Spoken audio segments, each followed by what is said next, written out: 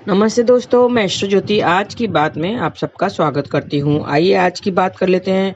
आज बड़ा ही अच्छा दिन है, मंगलवार का दिन है। मंगलवार के दिन हनुमान जी को ध्याते हैं और हनुमान मंदिर में जाकर आप उसकी स्तुति कीजिए, हनुमान का मंत्र जाप कीजिए, ओम हनुमते नमः, ऐसा करके आपका दिन व्यतीत कीजिए।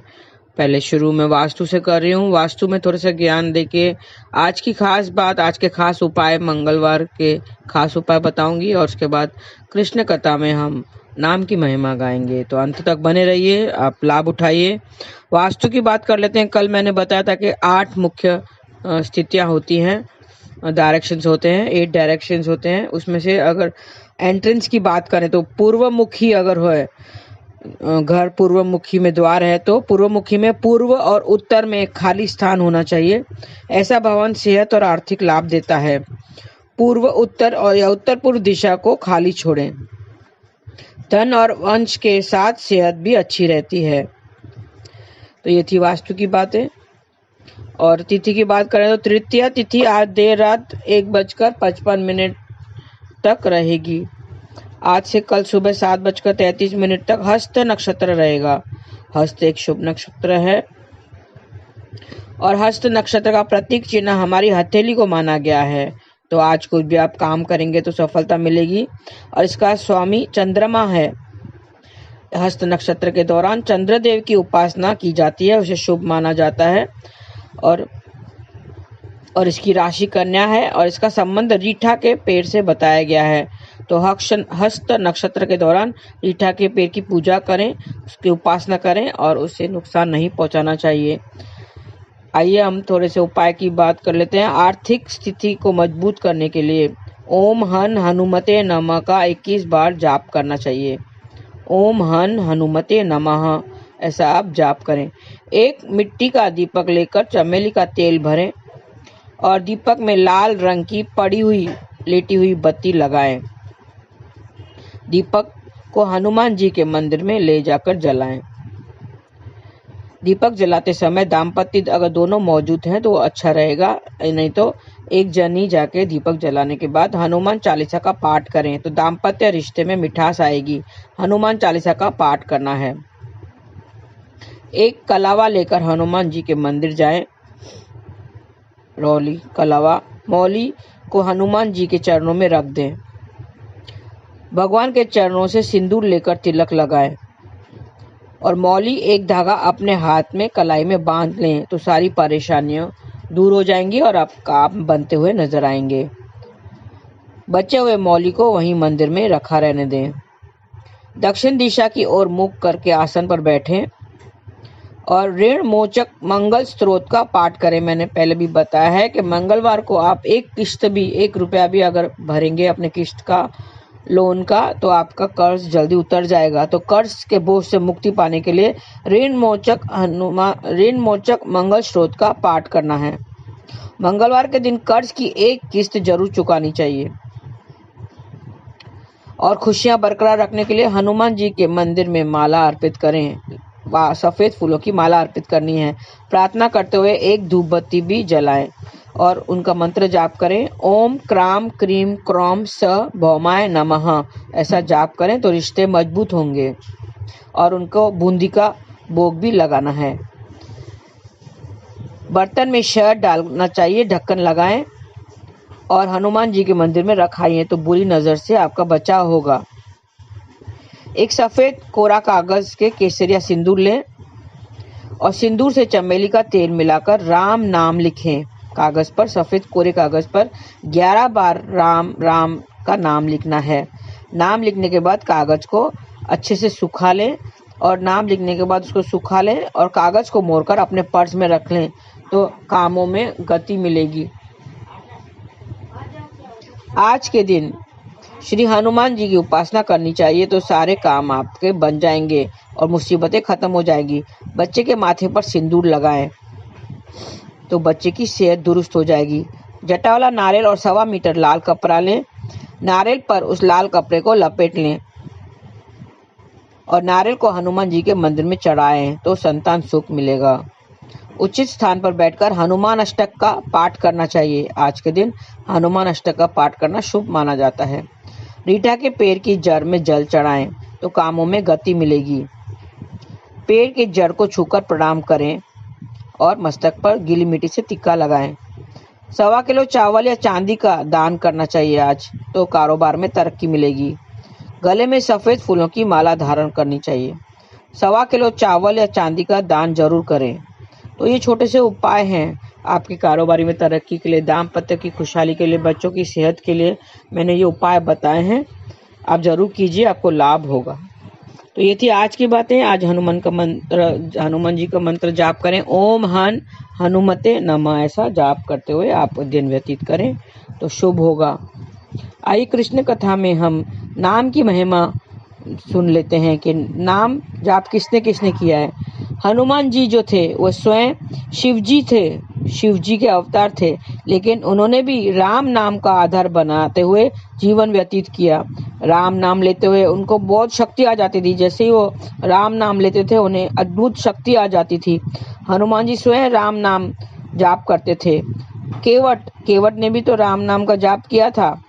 और माता शबरी ने भी राम नाम जाप करके अपना मोक्ष को पाया और उन्होंने राम को पा लिया। इन सब ने राम को पा लिया। ईश्वर की प्राप्ति का सरल मार्ग क्या है?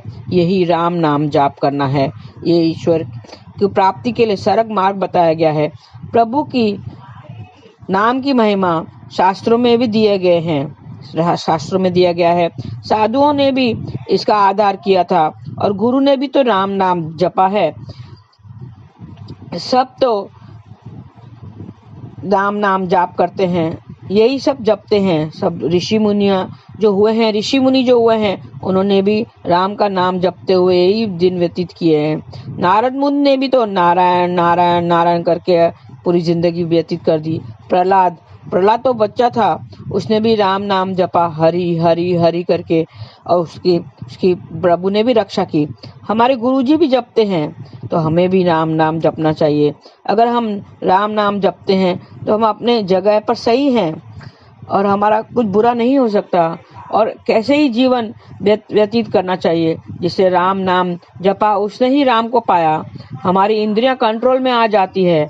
राम नाम जपने से क्या फायदा होता है? हमारी इंद्रियां कंट्रोल में आ जाती है। ये राम नाम हमें सारी मुसीबतों से बचाता है। अब आप देखेंगे राम नाम जो जपता है उसे मुसीबतों से बचाया जा सकता है।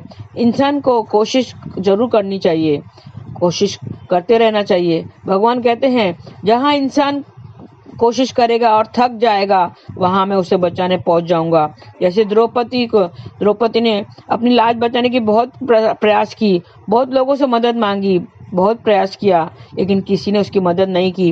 अपने आप को बचाने के लिए उसने बहुत कोशिश की, लेकिन जब वो थक गई, जब उसे कोई सहारा नहीं दिखाई दिया, तब उसने मेरे श्री कृष्ण को पुकारा और उस श्री कृष्ण उसकी रक्षा करने के लिए चले गए।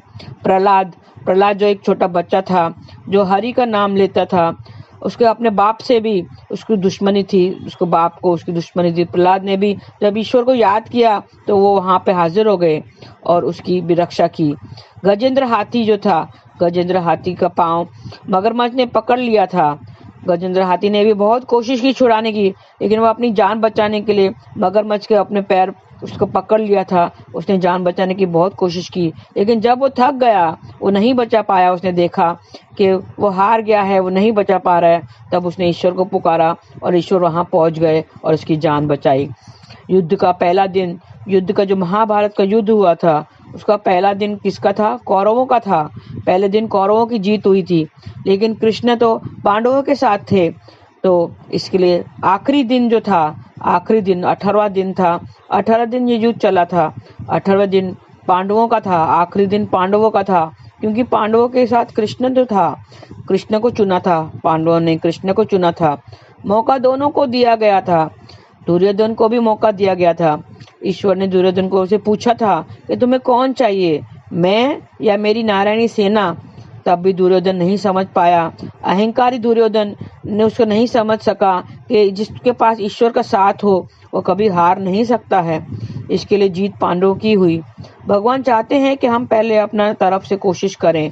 हाथ पैर दिल दिमाग सब दिए हैं उन्होंने, पहले हम अपनी तरफ से कोशिश करनी चाहिए और प्रयास करना चाहिए। जहां पर हम थक गए ना, जहाँ हम थक गए वहाँ ईश्वर स्वयं मदद के लिए आ जाते हैं। सिर्फ पुकारने की देरी रहती है। हाँ, हमें उसे पुकारना पड़ेगा।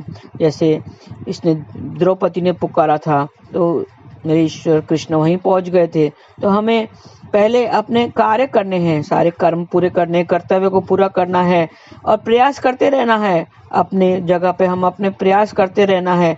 जहाँ प्रयास में हम असफल होंगे, जहाँ हम थक जाएंगे, ईश्वर को पुकारेंगे, वहाँ हम ईश्वर को पुकारेंगे तो ईश्वर स्वयं अपने हमारी मदद के लिए आ जाएगा। हमें क्या करना है? सिर्फ नाम जाप का सहारा लेना है, नाम जाप करते रहना है। अंदर की जो गंदगी है, कल मैंने बताया था कि अंदर पूरी जो गंदगी है उसे पहले निकालना है। जो विकारें हैं, मद, मोह, अहंकार, काम, क्रोध, लोभ, मोह, अहंकार, ये सब अगर गंदगी अंदर भरी पड़ी है उसको पहले निकालना है। उसको कौन निकालेगा? उसे नाम के साबुन से हमें साफ करना है। नाम रूपी साबुन से हमें साफ करना है। जैसे चाय हम छानते हैं तो चाय जो अच्छी चीज़ है वो नीचे आ जाती है और जो चाय पत्ती है, जो गंदगी है, वो छन्नी में रह जाती है। उसी तरह नाम जाप करते समय हमारे अंदर की जो मैल है वो रह जाएगी और बाकी हमारा जो मन है वो शुद्ध, मन में शुद्धता आ जाएगी और वो शुद्ध हो जाएगा। अच्छे विचार हमारे मन में रह जाएंगे। बस राम नाम का स्मरण करते रहो, राम नाम का जाप करते रहो। हरे कृष्ण कृष्ण कृष्ण हरे हरे, हरे राम राम राम हरे हरे। आत्मा रूपी दर्पण है। आत्मा रूपी दर्पण में मैल, ऊपर से मैल जमी हुई है, तो हमें कृष्ण के दर्शन कैसे होंगे? उसे कौन साफ करेगा? उसे हमें नाम रूपी साबुन से हमें साफ करना है।